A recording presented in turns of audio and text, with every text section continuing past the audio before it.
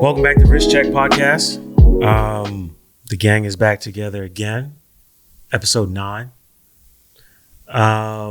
This is gonna be an interesting one. We're gonna hop into the DeLorean and go to the future. Yes. But it's good to see you guys. Yes. How are you guys' weekend? It's great. Great. Yeah. Doing well. Boring. That's good. Boring is good. Boring is good. Nothing bad happened. Yeah. Well, I was glad to be with you guys again, and let's have some fun. So, before we get started, wrist check. Infamous wrist check. Let's start with Ben. You already know the Oris again, Clemente. Oris is still on the wrist. I'm Respect. trying to age this strap as much as I can before summer comes. DJ would be proud. Love it. Love it. That thing is beautiful, man. Every time I see you wear it, It gets better. yeah, it's kind of better like when I first came across that piece, I was like, it was cool, but it didn't really get me like that. But the more I see it like on your wrist, I'm like, damn, It has character now. it's really good. It's really done well, and it's. I'm just a big fan of the date, Yeah, the pointer date. the pointer date system that they have. Yeah, it's great. Especially that new one they did with the blue dial. In Actually, the sub-seconds. I was with you when I saw that in person. That thing is fire. Yeah, it's 5-day power reserve on that. It's crazy. That tells your story, you know? It was great. I mean, how your purpose. Yeah, how it ages with It's how it aging. wears. That's the beauty of it too. Like, because we do wrist check, and I feel like, you know, because we do have, I mean, between us all, we have a lot of watches. But it almost feels like a lot of people expect us to wear a new watch all the time. And it's just like, we have a lot of watches, but that's not real. Yes. You know what I'm saying? Like, Yeah. you always have something that's kind of like the watch that you wear most, which is funny because that's one of the things we went over in a prior Instagram live chat that we did. For New Year's, we talked about like what was the watch that you wore most this year. And then you try your best, or at least I do, to like fit everything else in between, and to give it a run. But it's great when you have that piece that like you have no excuse to take it off. It's just like, man, I want to wear this again and again and again. Yep. Yeah. I definitely got that here. What are you rocking today? You look like you got a new piece. Oh, yeah. What's that? So Somebody's in his bag. Very funky. this one is a fun one. This is the piece from the electronics. I put you onto them. Yes, you did. I'll take credit for that. The funny thing is, I think you had put it in the chat, and I was like, this is kind of funky and was weird. And this episode is like very relative because algorithms, they can trick you. We just hopped, They can influence you. DeLorean. They can influence you. And I think, you know, once we shared this in the chat and we started speaking about it, then I just seen electronics everywhere I went. That's kind of how like it came across. Like I found this brand on social media. Yes. And it came across my feed, and I saw, I don't remember if it was that exact one, but it was another one that had a very similar like dial design. Mm-hmm. And I was like, what the heck is this? And I clicked on it. I was like, man, this stuff is actually cool. Yeah. They're all quartz watches. Yes. But what I like about them and what they do is they highlight the fact that they're quartz instead of like trying to hide it. Yes. So they're, you know, instead of having like an exhibition case back, they have all this open case work on the front of the dial, which is showing you like, it's like all the wires and everything that makes it, you know, tick, but kind of running on the theme of electricity. Yes. Like this is powered. Absolutely. Which I love and I think is really cool. So on the dial, you see the copper coil. Mm-hmm. You also have the wiring that powers the LED light that goes into the dial. Almost channels like an Iron Man kind of like bright light. It's like a little mad scientist. Little mad scientist. Yeah. I mean, I got my double fronts on, so definitely channel my Bob the Builder. You know, I went full like wired and like super construction with this one. I love it just because it's disorderly. It's fun. And I think that's what's cool about it. There's something about them that's like super 90s. Mm-hmm. That's dope. And then a lot of their stuff, they're all very similar, but they do the different colors and like dial work that they do, it can go from like really playful to like kind of like dystopian, apocalyptic. Yes. Which is really cool. So it's like they kind of have like a range. Yeah. But it's a lot of fun. Yeah. And no, I love it, man. I just love the fact that like, and it's funny because we'll get to it later in another segment, but it feels like quartz is coming back. And Agreed. And I personally love it. I love the respect that quartz watches are getting, or if not respect, just the lack of like, who cares? You know, like whatever. Like it's a watch, tells time. Yes. You know, because it seems like over the last few years, there's been a thing where it's like, oh, you can't wear a quartz watch. Yeah, like it's this watch hierarchy. It's crazy. Yeah. It's crazy. It tells time. Of like, course, yeah. You know what I'm saying? That thing is a lot of fun. And what's cool about that too, what I love about that piece is like time is kind of like, it's almost secondary to the design of the watch because like the dial is so small. Yeah. Like you kind of got to really look at it to tell the time because the dial is so small. There's just so much like happening. Very strategic. Very strategic. It's fun. I mean, and listen, Japanese design. Yeah. Listen, the Japanese are taking over, man. They are. Well, they've been doing that thing for a while, but absolutely. They're that watch is and what's the name of the brand again? Electronics. Yeah, but they like spell it with a Z because they're edgy. Yes. Yeah. Respect. This is my new favorite. That's tight, man. I can't stop looking at it. Respect. Yeah, it's dope. I'm wearing a tried and true a watch I wore. I think I wore this on maybe episode 2, way back when. But my it's a vintage Omega Seamaster. I love this piece. It I don't know, it always just feels super classy. And I love to dress it up and dress it down. I have it on this what was a very pale crocodile strap that's patinaed some. And now kind of matches my skin color. So I am waiting for it to get just a little bit darker. But feels nice and matches my wedding ring, which I like. So everything on that side is simpatico. But it's just fun. You guys know I love dress watches, though I am a bracelet dude. Definitely don't mind a strap. I have a lot of fun with it. And there's something about this watch that's just like super classy. I'm a big Omega fan, and just kind of speaks to me about their brand heritage and DNA. And I have a lot of fun with this piece. So I decided to wear this again and give it a spin. Yeah. Can't go wrong. Great choice. So hopping in the DeLorean, going to the future. So a few weeks ago, probably a little longer than a few weeks ago, me and Rashawn met up and we were looking at some watches. And I think we were looking at a gold Doxa. Yes. And somehow, the infamous gold Doxa. Yes. Shout out to VJ in the Florida Keys. Yes. But the infamous gold Doxa, aka the Key West Special. And somehow we got to talking about the metaverse. Yes. That's why I'm cracking up, because it just went like so left. And I was telling him about the metaverse. Though I've never been there, which I think is hilarious to say I've never been to the metaverse.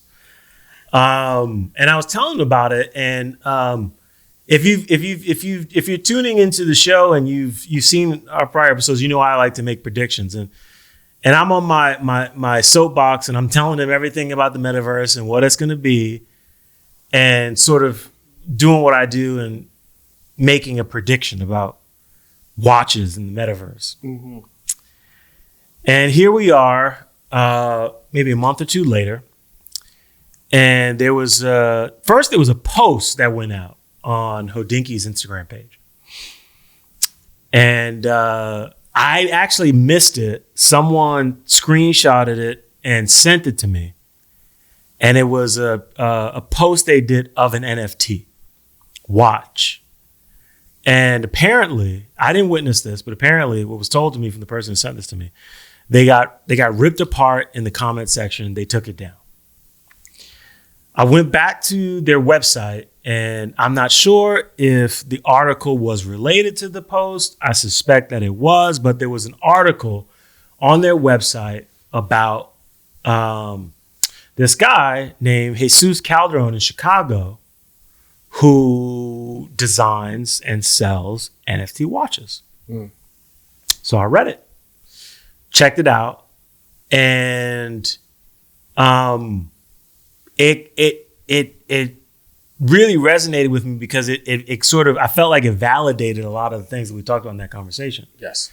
Not necessarily with what he was currently doing, but when they were talking about his vision for NFT watches in the future and how they would be sold, how they would be used, and ultimately how they would be taken seriously. Yes. I don't own any NFT watches. I actually don't own any NFTs.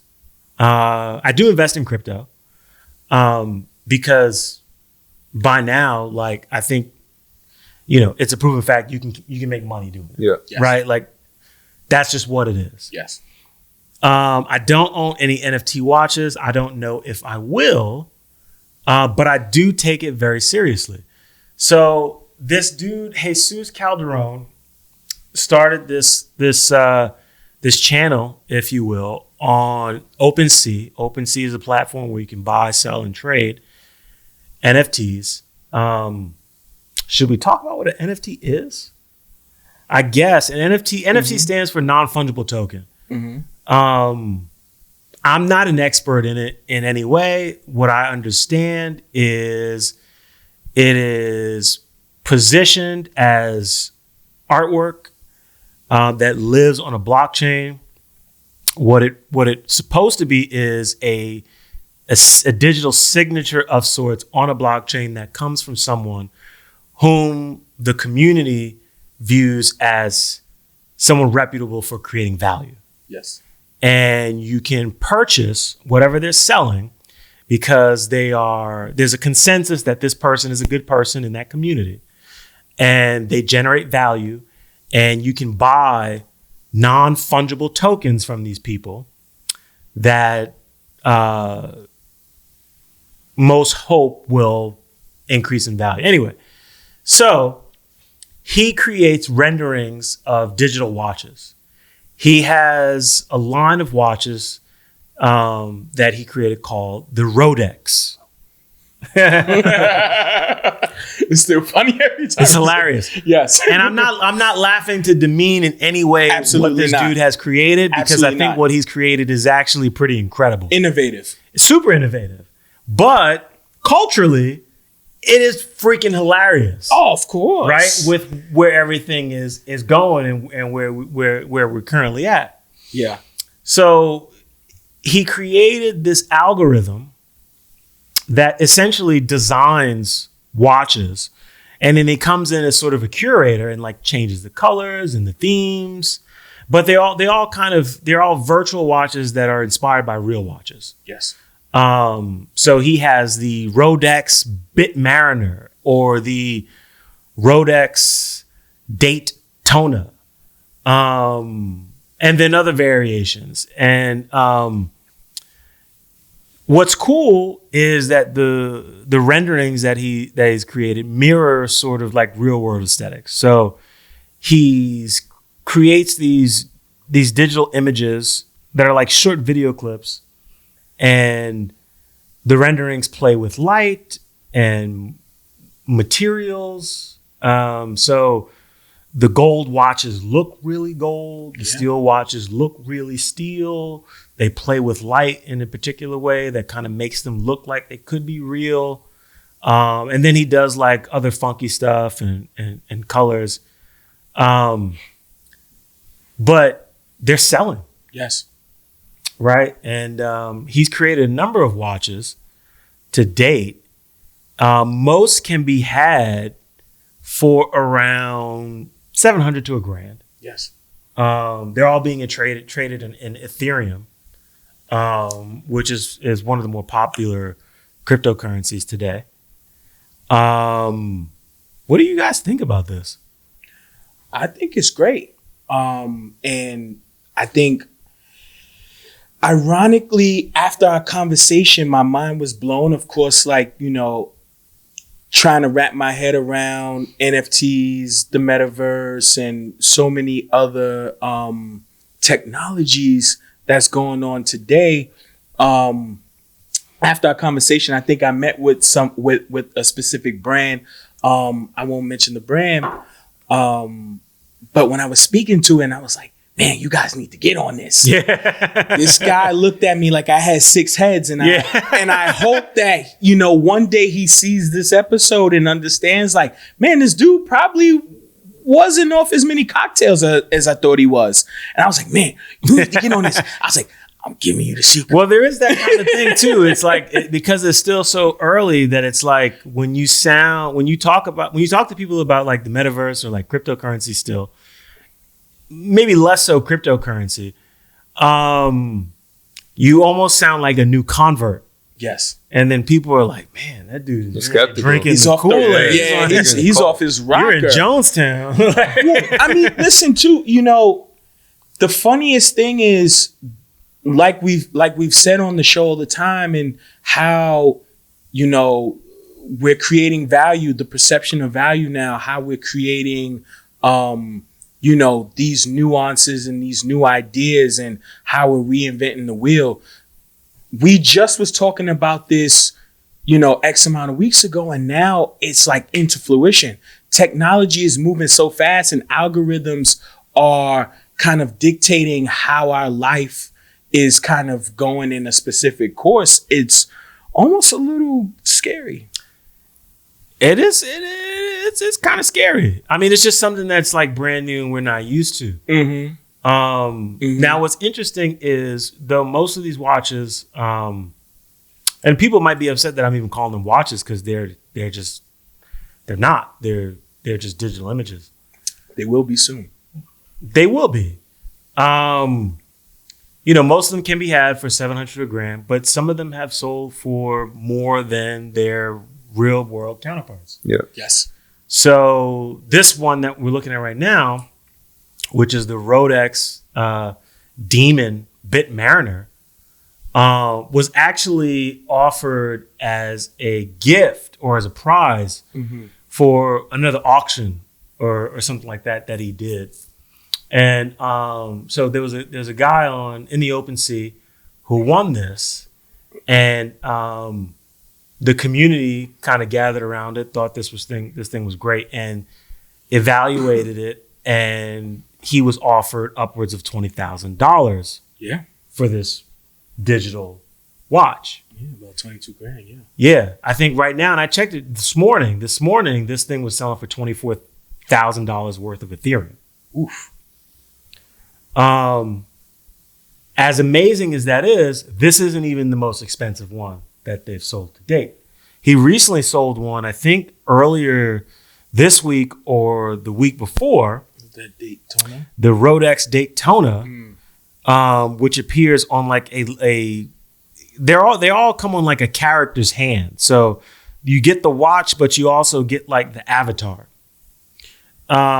This one is like a steel looking piece with an orange ceramic bezel and it has like white ceramic center links and pusher. It's very funky. I thought that was light. I just noticed it's a different material. Now, I think you're right. I think it's just different material. It's white ceramic. Question. Sure. I don't know. Maybe you do.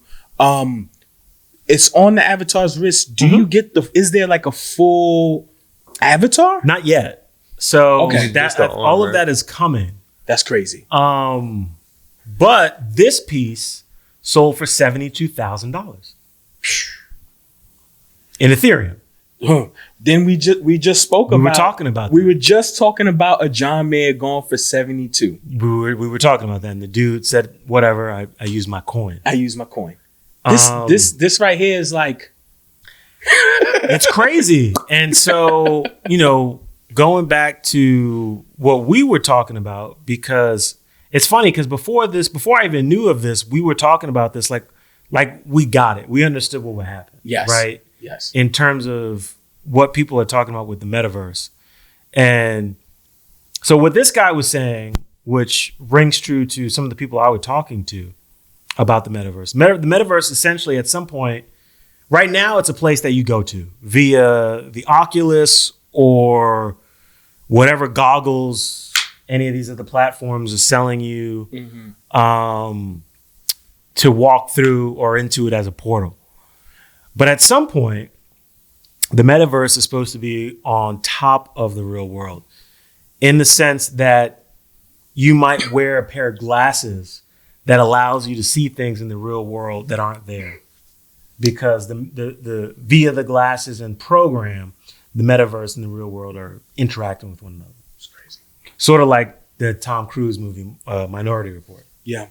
Almost brings me, which is kind of weird, almost brings me to, I think it might have been Doctor Strange or was Inception, where like the street kind of like turned. Sure, and, Inception, flipped on top. It's like so weird, like to kind of see those correlations, and how everything is like so relative, and it's nuts. It's kind of crazy. Yeah. And so what this guy is saying is like sort of under that idea of what the metaverse will become and where it's going is that, I guess in the near future, you will be able to go to a platform like OpenSea, purchase a watch for your avatar, go into the metaverse via Oculus or whatever system you're using, flex your wrist in the metaverse and see your NFT watch on your wrist. And he says it will tell accurate time. It's amazing. It's kind of crazy. With some of the technology that I've seen that's being talked about, going back to the two worlds colliding, there's been a lot of technology as far as like what they call skins, but particularly right now dealing with fashion, where you can essentially, you'll have like a pair of whatever on your feet. And if you want to say, I want to turn these, these Skechers on my feet into Jordan 1s, everyone who's plugged in the metaverse will see Jordan 1s on your feet. Yes. Instead of the Skechers, because you put the skin on them. Yeah. Yep. So at some point, and this goes to what we were talking about. Yes. There will come a point, I think, whether it's an AD that gets hip to it, a real life watch brand that gets hip to it, or one of these guys where you'll go to in the metaverse, you'll buy a watch and you'll be able to sort of technically wear it in the real world. Yes. Right? Because via whatever your link is, whether it's a pair of goggles or plug Elon Musk Neuralink, however that's supposed to work, you'll be able to see this NFT on your actual wrist. Yes. Crazy. Nike's already done that with the conversations of sneakers that you can purchase that do come with NFTs. Yeah. So one of the things that happened with all this, once Facebook changed their name to Meta and all this stuff, you had all of these. You had like sort of like a rush to like trademark stuff. Yes. And I think one of the biggest stories was like Nike doing like metaverse trademarks. Yeah. Yo, You don't want anybody else to have it. Exactly. Because so what that tells me is that at some point there'll be a Nike store in the metaverse. If there isn't one already, I don't know. Yeah. And you'll be able to buy it for your avatars. But at some point in, maybe 15 years, probably less, you'll be able to buy it in the metaverse and wear it in the real world. Yes. Which is crazy. Yeah. What does that do to the watch market?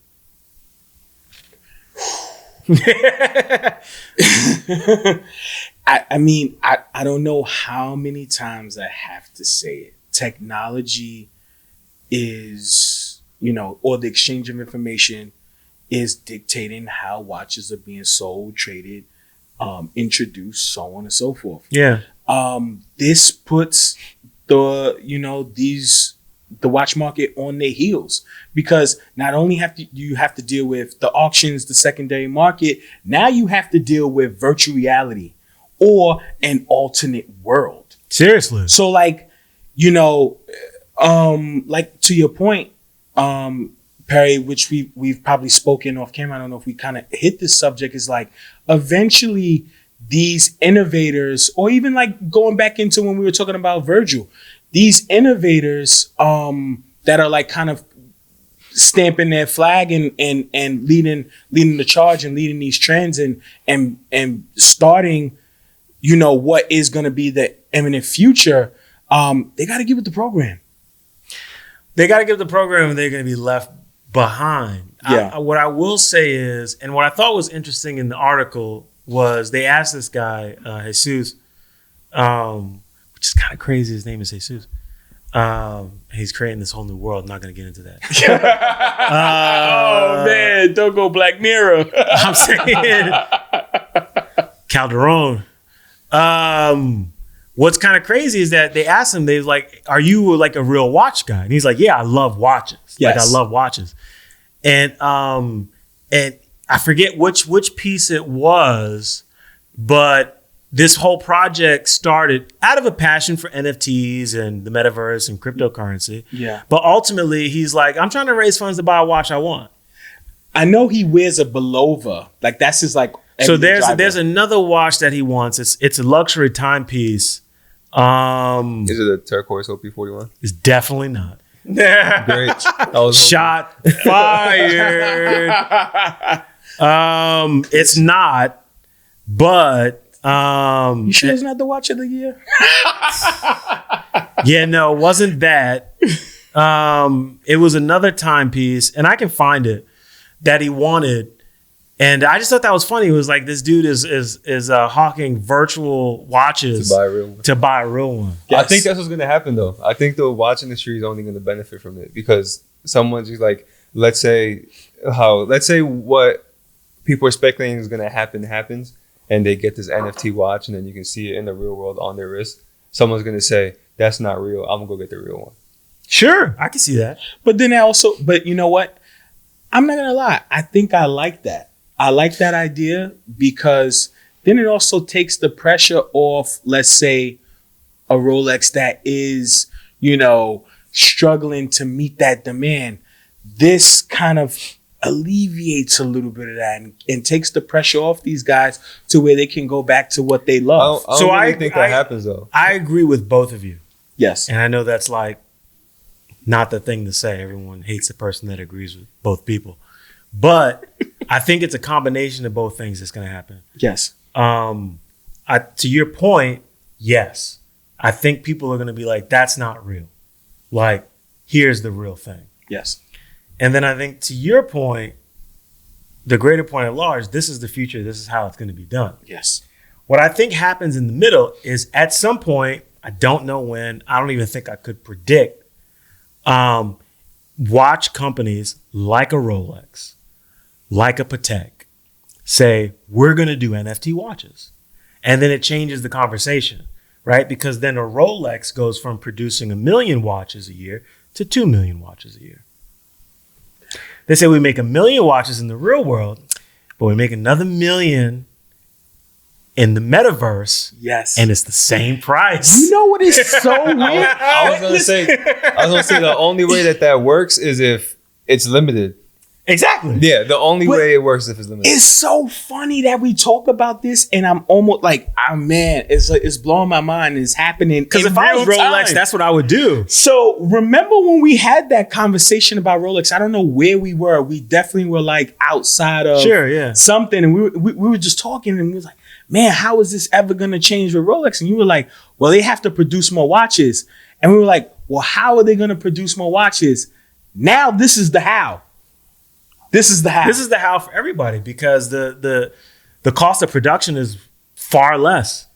And what you make on the other end far exceeds anything else. Yes. If you can make the same profit by putting less money up front to produce the pieces, yes, it's a no-brainer. It's a whole new revenue stream. Because you know what? And then they appreciate at the same rate. I don't see why. Like, absolutely. We were talking about Watchbox a couple of episodes ago. Mm-hmm. I would think that if they're not already making it, they're probably one of the first platforms that offer like real world NFT watches. Oh yeah. I mean, it would make sense for any company like that, any platform, any AD. It's like, this is something. I'm not saying that you got to run into it now and be like, hey, we also sell NFT watches. No. But You need to be exploring this world because this is the future, whether we like it or not. Yes, it's inevitable. It's inevitable. I'm not the guy that's going to be like, yeah, let me buy an NFT watch. Yeah. But at the same time, what do I know? You know what I'm saying? The technology, what if the technology gets so good that it's indistinguishable from a real watch? Yeah. 40 artisans versus 40 programmers. It's just like, what do you like? At that point, what does it matter? Yeah. If I can feel it on my wrist and I can use it to tell time, who's to say it's really there or not? And that's sort of where I see it going. Perception is everything. It's just what it is. It's just what it is. It's just what it is. Like, whether we like it or not, this is a real thing. Yes. Someone's spending $72,000 on one of these. This is a real thing. Oh, yeah. And that's not to say that these Rodexes or what Mr. Calderon in Chicago is doing is going to be like, you know, the wave, but it's going to lead the charge. he is leading the charge. He's the first guy over the hill. He's essentially creating the marketplace for them. Oh yeah. He's going to do fine. He's going to make it all right. Yeah. The people who buy his pieces, I don't know. Some of them might. If you get in quickly and get out quickly, sure. Yeah. Long term, I think it's hard to say. He's smart. If we look at what he's done and what he's accomplished thus far, he knows that. And it's pure passion. He knows that. That's the beauty of it too. Like, when you actually look at the NFTs that he's producing in terms of quality, from what I know about NFTs, and I'm not going to pretend like I know a whole lot. I don't. Mm-hmm. The renderings that he's offering look better than any NFT I've ever seen in terms of what I know NFTs to be. Even the human skin on the avatar right now. It's crazy. Looking at, like, I mean, down and this is the algorithm that he built. So the algorithm comes up with all of this. It's nuts. And then, you know, so there's a little bit of randomness involved. And then he might come in and just say, well, why don't we turn that black into yellow? Why don't we turn this pink into white? Yes. And he'll make like little changes as like a curator, just because he knows, like, you know, the perception of aesthetics matters. Yes. Awesome. Like, what people think is cool matters. And computers don't really understand that yet because there's an emotional reaction to it. Absolutely. But the algorithm will get better. Mm-hmm. The algorithm will get smarter. And it might not be up to Mr. Calderon anymore, which I think is something that he's probably counting on. Yeah. This is crazy. Yeah. Mind blowing. I couldn't imagine. I mean, I couldn't imagine explaining to people, let alone my wife, I spent $1,000 on a watch that is not real. I literally could not. You know, I bought an NFT watch. How much you pay? It's like $1,000. What? Where is it? What? Where is it? It's in my wallet. Your wallet? Yeah, watching you. No, it's just crazy. It's in your imagination. And I show him a picture. Look, it's the watch I bought. When does it get here? It's here. What is it? It's a Rodex. Yes. It's already a struggle to buy a real one. Rodex. Date on ya. Yes. Crazy. No, I love it. I love it. But it's the future. Anything innovative, anything that's leading the charge, anything that's different, anything that provokes thought, I'm all for. I support this 100%. There are guys who are like hawking off like real watches to buy these. Yeah. Like to raise money to like buy the popular like NFT watch. Sure. Now, the thing I don't like about this is that this, for the person that's like a purist watch collector, really I'm talking about myself, this goes back to like the thing that I don't like, where it's like it's commodity driven, right? Where it's like none of this stuff really matters. No one really cares about it. It's just buying, holding, selling, right? You buy low, you sell high. And it's just all for the purpose of like making more money. Yeah. I can't realistically be mad at people for that. Yeah. But it does leave a little bit of a bad taste in my mouth. Sure. Yeah. Well, you know what I think that's so cool though, at this point, the simple fact that you can buy these watches at $700 or at least between 700 to $1,000. I think it still gives everyone skin in the game. For me personally, like if I were to invest in one, I'd probably never sell, just because I'm just a guy that collects watches. I don't care. But you what can't it is. wear this. I don't care, but I own it. I own it. It's It's mine. a little problematic for me. Yeah. It's mine. I own it. I think what happens is the outsiders infiltrate and then dictate what's to happen next. So it could stay pure if everyone just solely buys and loves it. I don't think there's anything pure about NFTs. I think the whole, everyone I know that is into NFTs, I don't know a whole lot of people that do like programming or the designing, but I know a lot of people that made a lot of money off NFTs. And that's why they do it. That's why they do it. But it's all created out of pure love first. I don't know I don't those think people. so. No, I'm saying, so you don't believe Jesus created I'm not these saying out that of love? I'm not saying that he's not. I don't know him. Yes. From what But what I've I'm seen, saying is it's just business. it's opportunity. Yeah. And this is just like, it's like a very opportunistic thing. It's just like because like in my mind, I'm like, I'm not buying that crap. But on the other side of my head, I'm like, You might make if I could get it for 700 and then it might go to like $5,000, that could be worth it. Like, it's just opportunity. Yeah. Right. To make a buck. It's not really about what he's selling. I don't care for an NFT watch personally.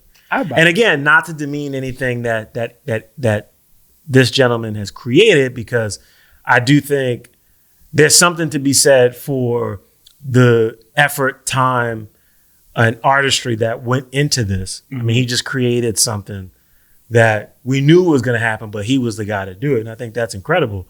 But personally, for me, I only see it as like a path to like a quick buck. I don't want to collect a fake I wouldn't watch I wouldn't collect them. I would love to own one. just to have it. Just to have it. Sure. I mean, I don't know. Here's the thing, though. I'm very like. here's the Could you thing. imagine though, you owning one of these? Like, let's say you're one of the first people to get on it, and you own one of these, and you show somebody like one of your boys, and he's like, "Where's What? the real one? Where's the real one? Sure. What's a Rodex? But that goes to me sometimes. That's like me showing the electronics. You're like, what is It's not that? though. It's not though, because you could touch and feel that. Sure, You'll but it's show me something a something screen. that not everybody understands. I get it. I get where you're going with it. But my thing is this. And I'm not going to blame anyone for buying this. There's a part of me that my intuition says buy one. Yeah. Right? Only because it's like $700. That $700 will at the very least probably turn into $1,200. Right? Just by looking at like cryptocurrency and the stuff that you've seen and understanding how NFTs are moving and being traded right now. And then it's like simultaneously like working with and against the watch market. It's like, honestly, probably a decent investment. Not saying it's going to make you thousands or millions of dollars, but if you like you get those scams, it's like turn $200 into like $1,000. This is probably this is the good one. This is the good one. That's what they all remind me This is of. the good one. It's like, you can turn $200 into $2,000. It's like, you probably can. You probably can. But you got to sell when it's right. And how do you know? That's the issue I have with NFTs. You never know. Because to buy and hold, to me, it doesn't make a whole lot of sense, especially what we've seen with cryptocurrencies. Everything is incredibly volatile. Yeah. And even the way I invest in crypto now, it's like I buy low, I sell high, always. Yes. And I sell immediately. Goes up, boom, sold. Yes. Wait for it to go back down, buy it again. So I get more. Yes. Right? And so it's like with NFTs, they kind of confuse me. And I know some people who have made really good money in NFTs. Yes. I have several friends who have made thousands of dollars Yes. buying and selling NFTs. I don't know. Just it's for me, I'm on the fence. I know where it's going. I see it from an investment perspective. I get it. I take it seriously. But as a fan of watches and collecting, I don't want one to have. I want one to make some money. I think I would want one to have. Okay. Now, listen, if it trades for $22,000, You'd be a fool not to sell. Yeah. I would be a fool not to sell Everything it. has a but price. the whole simple fact, and I know we're kind of like going in this roundabout because this is what this subject does to us all because we're so confused. Really, we're all just so confused. But like at the same time, it's like me being a purist. I want to invest in it. I want to keep it, but I feel so bad. Or I would almost be foolish to not sell at the highest point. Of course you would. It's called a Rodex. It's literally a knockoff. You know what I'm saying? And so, Yes. so for me, especially with these, and we'll end it there. It is a buy and flip. It has to be simply based on now. This dude, I think is going to hit the jackpot because he's going to end up getting hired by one of these guys. Oh yes. And because he's done what he's done, and I hope he knows this, it can be and should be completely on his terms. Yes. Right? Like you have the carte blanche to like, and the clout to say what you want, when you want it, and how you want it, and you should. Yeah. But he's from Chicago too. he's from Chicago. That might be an offspring of Virgil. Could be. I mean, definitely. I mean, he's a design guy, so Yes. he's a design guy first. There's the influence. Who loves watching? Yes. Not surprised there, but at some point, unless I'm completely off basis, these watch companies are going to get into it. Yes. If Nike's getting into it, Adidas is getting into it, all these other corporate companies, these Fortune 500 companies are getting into it. At some point, they're going to have to take it seriously. And when they do, the Rodex is going to be worth nothing because you're going to have the Rolex, right? Yes. Yes. And brand cachet is everything. The micros, I think, are going to get into it first because a brand like Rolex, Patek, Vacheron, AP, those kind of guys, they are deep rooted in their beliefs. Sure. And their DNA, like, does not change. I think that's an excellent point. I think if strategically for micro brands, this could be something that helps elevate your real world brand. Oh, absolutely. Right? Because really it's just more exposure. Even if it's like if Baltic went into this, it's not like you're going to be selling them for crazy prices. I would actually sell them for probably a little bit cheaper. Yeah. So that more people wear them. Because who cares? It's in the metaverse. Or it's an NFT. Like, who cares? Yeah. But then those people who are like, yo, I got this Baltic for X amount of dollars and an NFT, and then I sold it for this. And it's like, oh, you can flip those as a good. It's like, yo, they make real watches. Really? And they're accessible. Yes. In the real world. Yes. That could be something. Yeah. For sure.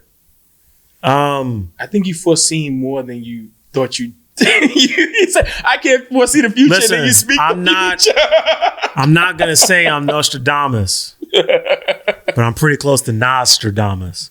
Oh man, I love it. I love it. That was a dad joke. Yeah. Definitely a dad joke. But I do make predictions, and a lot of them do actually happen. Yeah. And I'll wear that badge. Yeah. Moving along. Coming back to the real world, for real. Yes. There was a film that was put out on Nat Geo. Yes. That you told us about, that Yes. you've been raving to us, for weeks. Yes. We got to see this. We got to see this. We got to see this. And I finally got some time to actually sit down and watch it. And it's called Becoming Cousteau. Yes. This is the OG or the original Steve Zissou. Yes. About Jacques Cousteau, Yes. the inventor, explorer, naval officer, conservationist, filmmaker, and scientist. Yes. And it's a really good documentary. It's on Nat Geo for those that have Disney Plus. Nat Geo, I think, is owned by Disney. You can see it on Disney Plus. That's where I watched it. Yes. And it just talks about the man and his life and his mission. Mm-hmm. for exploration of the deep sea. Yes. Who also happens to, I guess we can loosely say he was a watch guy, but only via what he was trying to do. Yes. Yeah, they were real tools for him. Yeah, for Real him, tools. they were real tools. He wasn't using watches as a means of like collecting and like this could be worth something I could trade. It was all functional for him. And in this documentary, you get to see him use some of these pieces and put them to use. But I know you're a big fan, Rashawn. So why don't you give us some of the highlights of this film? Well, the coolest thing about Jacques Cousteau is initially, he was a French naval officer, so he was a part of the French Navy, and first was an aviation guy. So he was a pilot. He was a pilot first, and then got into a serious accident. He got into a car accident, and a really good friend of his who was a free diver actually suggested for his rehab that he goes into swimming. His love for the ocean then turned into how do we go deeper? Yeah. So first it was, learning how to swim and kind of going at surface level, and then going beneath, and then going beneath into free diving. Yeah. We laughed about this before. Is like we seen like Jacques like doing deep sea diving with like A Speedo. There's a harpoon and Speedo. Speedo. My man which was is living like on the wild side. he was definitely on the wild side. Yeah. Like legitimately, especially during those times, like in those films, like like a James Bond or so on and so forth would be like, it'd be like, he'd be underwater with a harpoon, like in a Speedo, which is like so cool. And like, this was his life.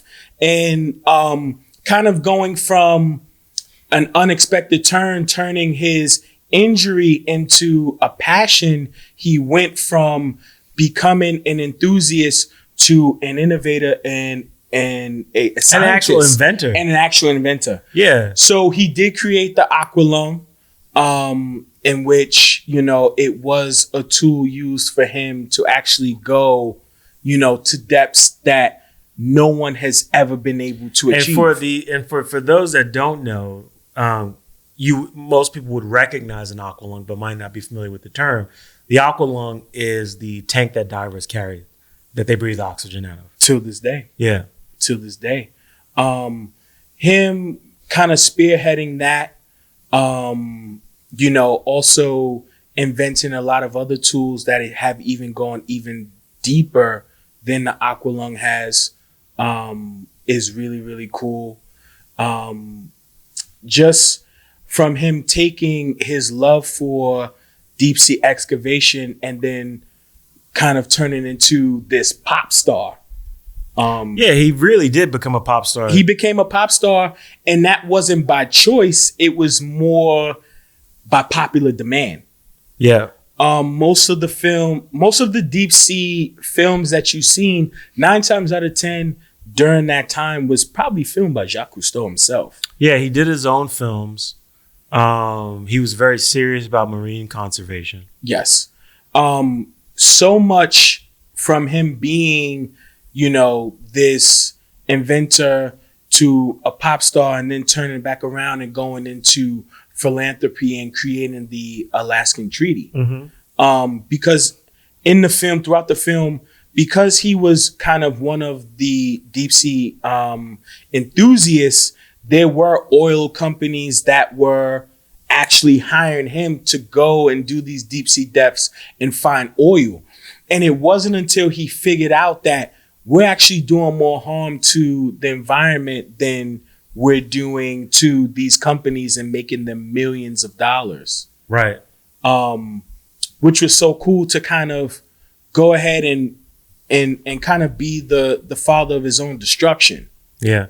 I think the really cool thing about the film and about him too is also seeing the evolution of him. This wasn't a guy who like had formal training in terms of like, and anything I think that he ended up undertaking. Yeah. But especially like in inventing, like everything happened out of necessity. Yes. And so like even him inventing the aqualung, it was like, I want to go deeper. How do we go deeper? And he was introduced in the film. This is one of my favorite parts. He was introduced in the film to an actual inventor. Yes. Via a family relative. It might have been his wife. It was someone tied to the family. And this guy had created a regulator for a car. Mm-hmm. And he had met with him and they talked about what they were working on. And he decided, he's like, man, this is something that I might be able to use with what I do. Mm-hmm. And then drew up like this illustration for them where he connected the regulator to a hose system that you can put in your mouth and then connect the back end of that to an oxygen tank. Yes. And essentially take your oxygen with you when you're in the ocean so you can go to greater depths. Yes. And so that's like a constant theme with him in this film, which I thought was really, really interesting. One of the things that they don't talk about in the film that we know about him was that theme of him inventing and sort of improving technology carried on in the watch world. Yes. And simultaneously with what he was doing, the watch world was trying to keep up with him of sorts, sort of as the benchmark for creating dive watches. Yes. And so there was a film that he did called do you remember this name of this film? The Silent, yeah, I'm not familiar. I don't remember. I got it. It's called The Silent World. The Silent World, yes. And that's where he's first seen wearing a Rolex. I think this was in 1955 they shot it. And it's a Rolex Submariner reference 6205, which was released in 1954, which was one of 2 or 3 of the first dive watches they ever made. So this was like one of the first Submariners. Yes. And one of 3 of the first dive watches offered commercially to the public. And so you can see that in one of his films. You can also see he was a big fan. He was a huge fan, apparently, of the Doxa Sub 300T Conquistador. Yes. Which I found really interesting because I've been looking at Doxas lately. And we've been talking about them a lot, just in our own personal conversations. And in me trying to figure out what I wanted, I found an old school 300T with the image of an Aqualung and a U.S. diver's insignia on it. Yes. Which is actually offered at one point. This was sold by, what's the company? Analog Shift. Yes. And you can find these still. There's a few of them out there. They're still pretty rare, especially in like fair condition. This one that we're looking at now is actually in really, really good condition. So much rich history too. It's got, and that's the part of it. That's what I love about the documentary and about the guy is, for some of these brands that a lot of people aren't necessarily familiar with, he kind of almost validates them and legitimizes them in a very real world and practical way, right? Because he legitimizes them as like actual tool watches, because this was a guy that actually, his life depended on this piece. Yes. Right? If it's good enough for him, it should be good enough for everybody else. Exactly. It's like when you go down in the ocean, all you had was time. Yes. You know? And it does, in the film, it does refer to time as well. It does. You know, that correlation resonates with all of us so much, you know, because we did watch the film, and it's so funny to see how life is relative, even going back to our previous conversation of the NFTs. And it's just so crazy how, you know, history repeats itself, how we see time warp into different shapes and forms, and what, you know, it means to us all in a specific period. Yeah.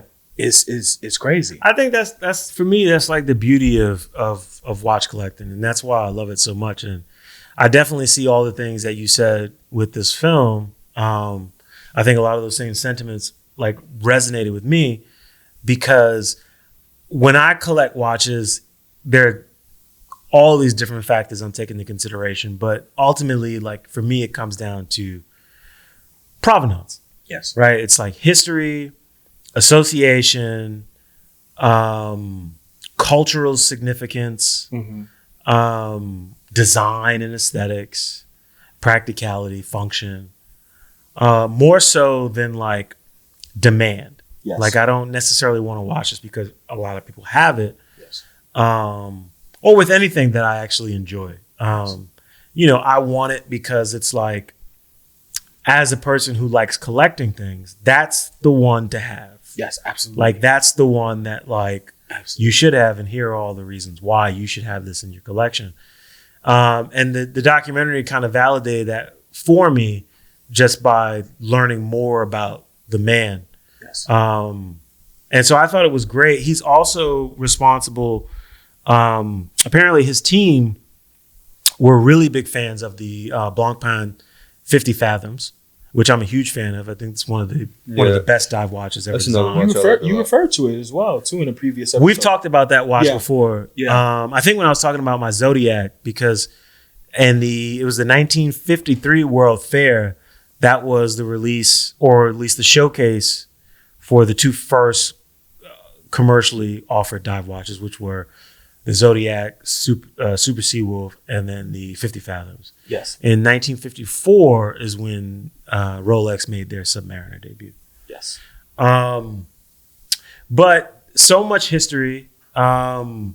His team, they were big fans of the 50 Fathoms, which is a very expensive watch to own today. Mm-hmm. He also worked with Omega, which you guys know I'm a big fan of, in developing the Seamaster 1000 meters and the Ploprof 600, which is a really funky watch. And I think it was like, I might be, correct me if I'm wrong, but it was one of them. It might be Doxa, but it was Doxa or Omega. I think it was Doxa that did the first helium valve. Right? I think that had the dive watch with the first. I think it was Doxa. I think it was Doxa. I think, yeah. And then Omega with the Ploprof, Yes. they had the next one, which was kind of like co-developed with Jacques Cousteau. Of course. Yeah, and Jacques also, the professional Doxa was all him. The color of the dial, he picked it. Oh, really? Yeah. I didn't know that. Yeah, so he picked the professional color because he thought it was most legible underwater. The orange? Yeah. Really? That was all him. Mm-hmm. And for a long time, the only place where you could buy a Doxa was from his shop. Yeah. He had a shop that sold a lot of dive equipment and stuff like that. Also sold Doxa exclusively. Did they mention that in the documentary? I don't think they did. They didn't mention I didn't know that. Yeah. Was it in Florida, right? I'm not sure where, but I know his shop. I can guarantee his place was the only place to buy Doxa. Because I know he was in France for a long period of time, but then there was a time where he was living in the US, and I believe he was residing in Florida, if I'm not mistaken.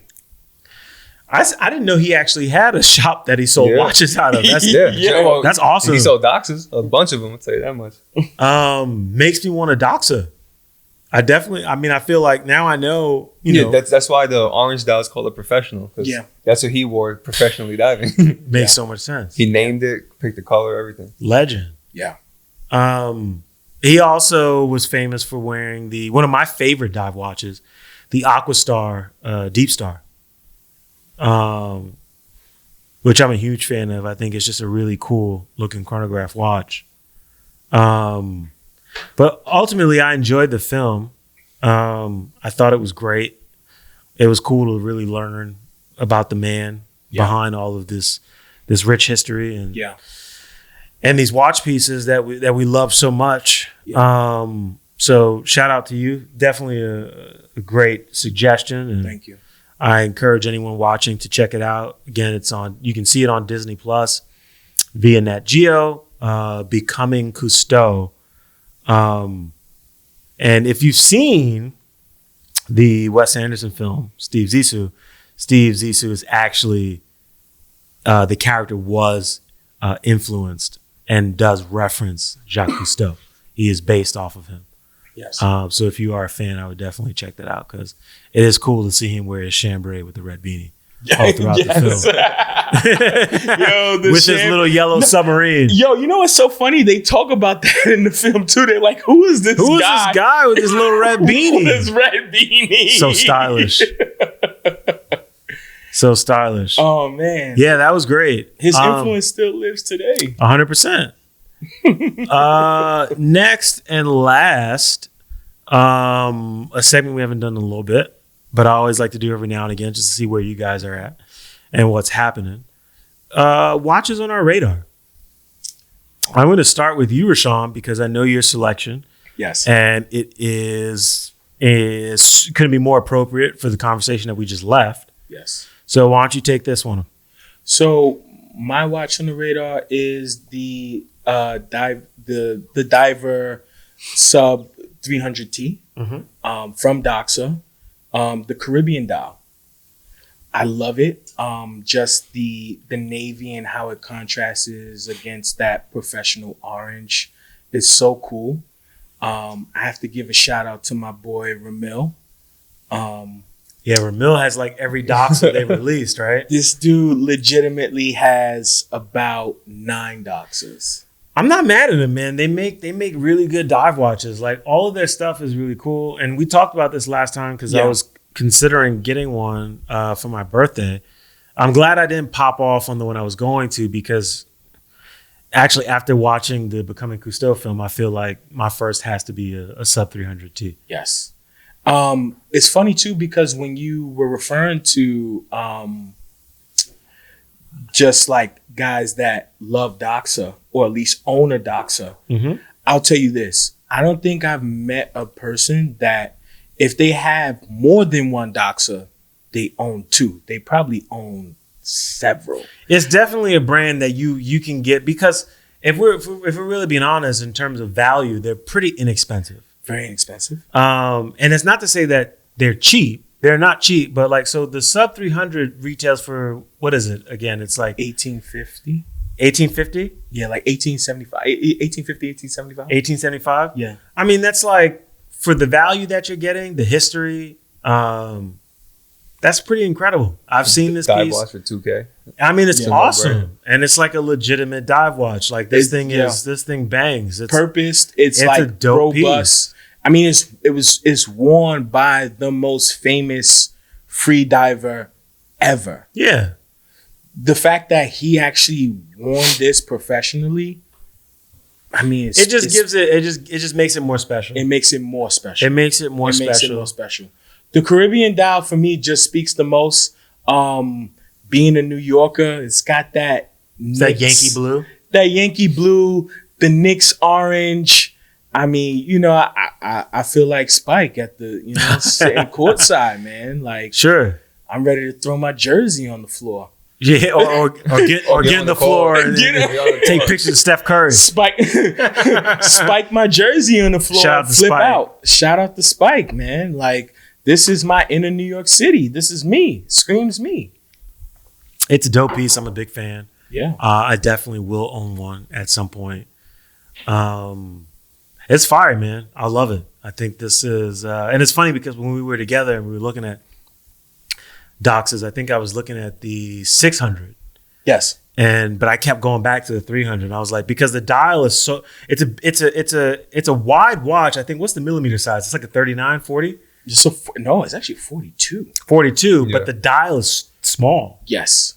And so a lot of it is the case and the bezel. Yes. And the dial is really, really small. And it just has a really unique look to it that's super cool. And it with a date window. It wears small too because it's almost like no lug. Yeah. Yeah. It's like true. it's all case. Yeah. Yes. No, it's a great point. I mean, but it's so cool that it wears so small. The profile is so thin, and then when you rotate that bezel, it's just so satisfying. That click. It's got a really nice click too. Yeah, they use titanium ball bearings. Yeah, that's why. They also make a really good bracelet. Like their beads of rice bracelet is kind of fire. Oh, it's dope. like it a lot. It's so cool. Yeah, so cool. That's dope. I'm digging it. What was your one, Ben? You had G-Shock. G-Shock. Let's get it. The DW5600 GC-7. That's a lot to say. It's a limited edition. It's mainly white, but if you look at it, it looks like marble almost. Like it does white, have like gray, a very black. marble-esque look to it. So that immediately got me. And then only thing that makes it better is that it comes with more stuff in the box. You get an extra strap and a case. You can actually take off the white case to expose the carbon core. Oh, wow. And put an olive green one on it with an olive green fabric strap that comes in the box. All for $130. For $130. It's crazy. It's dope. That's why I love G-Shock, man. I think they just, in terms of like digital watches, they just do some of the coolest stuff. Yeah. They definitely have the most iconic silhouettes when it comes to digital watch. Oh, of course. Oh, for sure. Well, that's us. I mean, it's shout out to Casio. It's just is what it is. It's like they run the game. Still Japanese 100 design. Yeah. I'm gonna say it, man. Yeah. No, they got it. They got it, man. This is a piece I'm familiar with. I didn't know about this new one that just came out, but I always like that. There's like that highlighter yellow one that they do that I think is fire. It's just super sporty. Yeah. But this watch has everything. I mean, easily like an everyday driver for anyone. You know what I'm saying? And the stuff they do is unique, and they actually make it really cool to wear digital watches. Yeah. So I'm a big fan. And it has a cool name, Snow Camel. Oh, is that what it's called? The Snow Camel? Yep. That's dope. I like that. Very Metal Gear Solid. Exactly. I'm into that. That's what I was going for. Listen, G-Shock definitely calls to your childhood. Yeah, they do. They know how to do it. They do. The biggest thing, what I would love to see from G-Shock is if they did a precious metal case. I think that's coming. I wouldn't I'm be so surprised surprised that they haven't done it yet. they gotta put feelers out there and test the market. And I think they did that because they've been doing a lot of meta cases lately. Yeah. They actually, I think they do have a watch that's made out of gold. Yeah? Yeah, I'm pretty sure. Yeah, maybe like a Dubai exclusive. Like no, I think crazy. it's this in gold. Really? And I think it was limited. I'm pretty sure it sold out. Shoot. It might have been like maybe $1,000. But I wouldn't be surprised if it was you a see G, I more was from jumping them. all over that. I'm gonna look it up. I'm pretty sure it's a thing.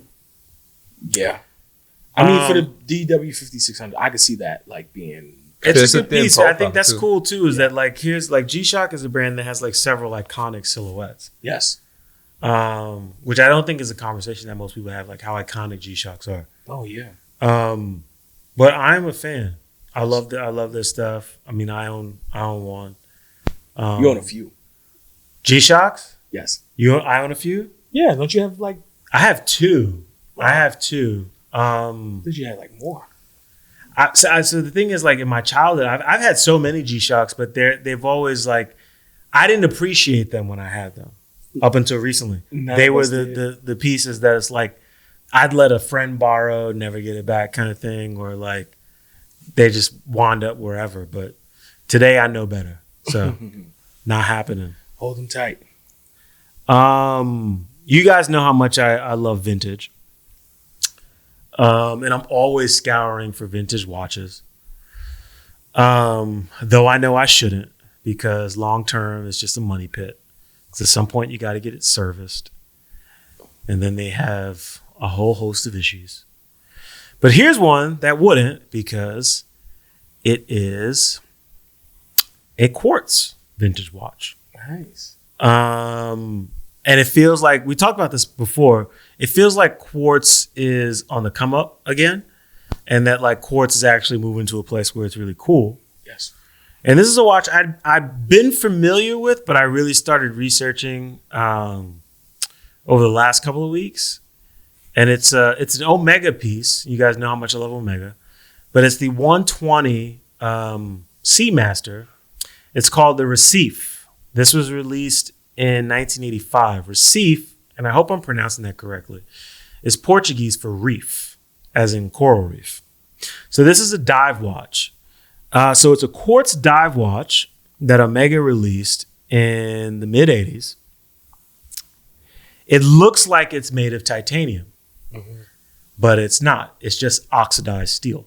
It's got the Ploprof hands, which I think is fire. It's got, I think those are like tritium, little like indice plots. Yeah. It's got this really cool sort of, hard to describe. It's like this is a 1985 watch, but it almost looks like they were trying to channel something that was a little more futuristic. Yes. Yeah, this is giving me like, I don't know why, but it's like more, alien. Yeah, I was gonna aesthetic. say space. and it feels a little more 90s than Yeah. Alien. Yeah. I mean, than 85, than 80s, right? Yeah, it was definitely something that was like foreseeing the future. Yeah. So this piece, I thought it was really cool. And so I had seen this before. I'd never really, I just kind of glanced over it. And then there was an episode back that we did where we were talking about the System 51 watch Yes. that Hodinkee released with Swatch. Kind of looks a little swatchish. So that's where I'm going with this. Yes. And when we looked at that watch that they did, that was the pointer date watch that they released. Yep. And it was called the Stoplight. Yes. And so what we discovered was that watch referenced an older model of a Swatch piece that they did. And what I discovered was that original Swatch Stoplight references this. Yeah. This is the OG design, or maybe not. So here's a surprise. I think that watch more closely references this one. This watch actually references an IWC Porsche design watch, the 2000 Ocean. Wow. Isn't that funny? That is. It's a Steve Jobs watch. Yeah. It is. Yeah. That's what he used to give. That's what he used to give to. So it actually references this. So it's just funny to me. I thought that was really cool to kind of see like how like these different brands are like referencing one another. Yes. The Omega version to me is the best version. Yes. I just think it's like just super cool. It's beautiful. They can still be had. They're pretty rare actually. They're not. I'm not gonna say they're not expensive. It's pricey. $2,000 is still a lot of money to spend on a watch. Yes. But in terms of how rare they are, pretty good deal if you can find them in fair condition. Yes. Many of them that I've seen, the ones that are available for purchase on like different vintage platforms, are pretty beat up. This one that we're looking at is actually the most rare. The one that's the most common is a black dial version that was released like several years later. But what's also interesting is that this watch was incredibly popular when it came out, and then it just died. Yes. They never made any more. The Seamaster 120 line left the dive watch aesthetic and went full dress watch. Yes. So this is kind of like the last one under the 120s. But I just thought this thing was super cool. I think in terms of like a quartz watch, this is definitely one I wouldn't mind having in my collection. I love Omega. I just think design-wise, it's a beast. They got it right. It hits all those cues for me. I just think it's a beautiful piece. It's got like a nice little date window. Everything about it is there's certain things that happen like in design where it's like there are all these different cues, and when they come together, it's like some people just get it perfect. Yes. And this one is just like perfect to me. I agree. Yeah, it's just like if I saw someone's wrist, I would just be like, man, this thing is fire. Well, yeah, I'm sorry. No, go ahead. What were you gonna say? No, I was going to say, well, to your point, the key word is design. Mm-hmm. And to finish that part is design language. Yeah. I think, when it comes to watch collectors, new or old, we have to understand that these brands all coexist. They all exist with each other. They all piggyback from each other. Most of them actually go ahead and walk out their factory and go across the street and go to the other factory and say, hey, you know what? I'm designing this watch. What do you think about this? Like these guys lean on each other as much as we think that Omega is not partnering with, another brand or whatever. I don't want to kind of cause a rift, but these guys coexist with each other. They need each other. Yeah. They all speak the same language. They're all in Switzerland. So how are they not sharing ideas? They all hire at some point the same designers. Of course. I mean, there's so many. So you look at like our dude Genta, like in how many brands he worked for Omega. He worked for AP. He worked for Patek. Like, he passed through all these places. He's been everywhere. And I mean, of course, like, he's touched all those brands, and his design language at that point in time was the iconic case, the octagon case. I mean, it still lives. I mean, you look at his influence still reigns supreme. I mean, you talk about, like, again, you know, not to beat a dead horse, but, you know, the Nautilus, Patek Nautilus is like one of the more popular watches today. Yeah. The AP offshore. Yeah, he designed the pole router. The pole router. Which no one talks about. Yeah. Also did a watch for Crador, which is owned by Seiko. Yeah. He also, a lot of people don't realize he's responsible for the pipe hand dial that Omega does. Yes. That came from him. Yes. And he's not the only one. I mean, a lot of these guys have passed through these different watch houses and sprinkled, you know, sort of sprinkled their touch on these brands. And absolutely. But this one is really, really special. And I think the fact that it's quartz makes it really, really cool, because there's something about it that's, like, for most people probably undesirable, but for those that can place this in the brand's history and sort of get it and understand how far of a, you know, sort of a deviation this is from what Omega does, sort of makes this incredibly special. And I'm a big fan of this piece. So this is on my radar. There isn't a lot available out there that are good. Most of them are beat up, but if I do come across one, we'll figure out how to make some magic happen. Next was check. This is a beautiful watch. Beautiful it's watch. Good. Great choice, Perri. So that just about does it for us. This has been fun. We got to go into the future, go back in the past. Yes. Talk about some great pieces. Do what we do. For those that are watching, you can find us on social media. We are on Instagram and TikTok. Showing my age again. Maybe the Metaverse. We're where the kids are at. You know where the kids are at. We're on TikTok, Instagram, Facebook, Spotify, at Wrist Check Pod, all those places, YouTube. Find us there. Follow us, comment, like, subscribe, share. Get in touch with us, interact with us. We like talking to the people who are supporting us. And we want to talk to you, want to hear from you, want to know what you like, what you dislike, what you want to see, what you want to hear more of. We're here for you. So please don't be afraid, reach out and get in touch. And that's a wrap. We'll see you next week.